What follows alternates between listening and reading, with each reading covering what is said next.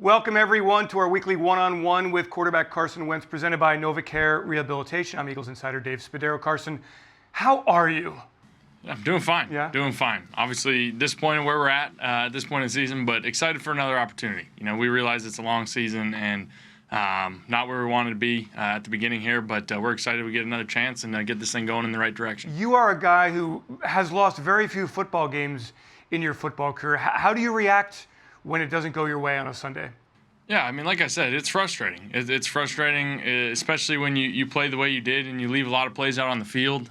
You can execute better, and really week one we know we let it get away from us, and week two we just didn't show up and play the way we wanted to play. And so for me as a leader and all the other leaders, it's time to rally everyone around us and just continue to believe. Don't let any doubt creep in or anything like that. And we know what we're capable of doing, and we're excited to go prove that.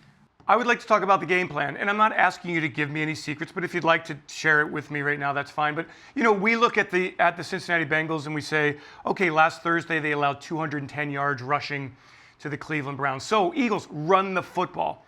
Is that how it works? Can you kind of take us inside how a game plan is actually formulated? Yeah, every week you kind of have a game plan, but once you're in the middle of the game, you got to make adjustments. And a team like the Bengals, they come out with a game plan specific to each opponent they're playing. So we can watch all the tape, put together a game plan, but we got to be ready to adjust with how they want to play us. And so you've seen that over the last couple of weeks is just the nature of the game and how it always flows. But for us, we kind of have all of what we do, and then just be ready to pick and choose from that list depending upon what they want to do against us. Do you often go to the line of scrimmage and see things that you have not seen before? It definitely happens. Especially, the last 2 weeks with some newer D coordinators and, lacking some film from both and how they call defenses and those sorts of things. And so that's definitely happened, but it's okay because, we feel if we just do what we do, we can do it against any defense and just play fast and execute, and we just got to do a better job of that. Carson, do you have input during the week on the plays that go into the game plan?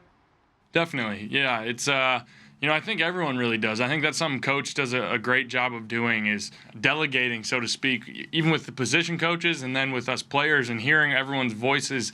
Obviously, Coach Peterson still has the final say. He's the one calling them, but he does a great job of allowing everybody to speak their opinion and forming this game plan together. Coaches obviously are heavily involved, and they're the ones really dialing it in, but he comes to us for advice and opinions on stuff, and I think that's one thing that I appreciate about him and really the whole team does. So where are the Bengals good from what you've seen in 2 weeks? They mix it up. I think they're good at trying to confuse you and just making it look like one thing and showing something else and, bringing a different blitz a different way and just trying to confuse you and do so many different things. And so they're going to make their plays and we just got to stay on top of it. But, we feel there's big plays out there to be had. We just got to stay the course. And I think they just do a good job of disguising things and trying to hide some things. Before we get into the Eagles, one final question about the preparation.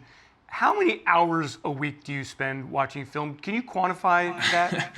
I'm not even sure a number, to be honest, but, it's something that we put a lot of time into. I know we as players put a lot of time into, and coaches do over twice as much as what we as players put in. So it is a lot of work just coming up with a game plan, watching an opponent, and sometimes you can overthink some of those things, but it's a big part of what we do. It's not all just about being on the field making plays. There's a lot of X's and O's and behind the scenes going on. Carson, the offense takes another blow with Isaac going on IR and then Jalen Reagor being injured.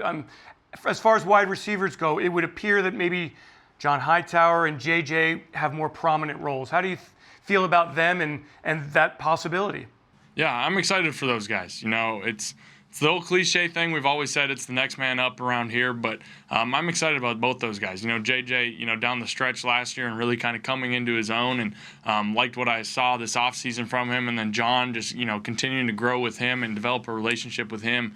I think they both do a great job, different skill sets, definitely challenge the opposing defenses. So it'll be good for both those guys to continue to get their reps and get their experience. And I have a lot of faith in both those guys. I think everybody kind of knew that 2020 would be different at the beginning of the season for sure. Do you have to remind yourself of that from day to day? A little bit. We're still wearing masks. We're still having, different things going on at the facility from the protocols and everything. And playing in front of no fans is strange. It's very strange. It's different. It doesn't have quite the same atmosphere, but that's one thing I did miss last week playing at home. But at the end of the day, it's still football. So once we're playing, we're just thankful that we're allowed to still be playing this game, and so far so good. 0-2, Carson. Take me inside the locker room. What is the mood of this football team? Guys are positive. Guys are positive, confident. I think that's a reflection of, I think we have a lot of good leadership on this team, and guys, stepping up and just not allowing younger guys or anybody else to start letting that doubt creep in, and just, hey, remember who you are, remember the type of team we can be, and we'll be just fine. And so I think I've seen a lot of positivity going on, and guys are excited to get back out there. Have you ever run across a player in the NFL who's not confident and who's not positive? I mean, that's kind of the mindset you have to have, right?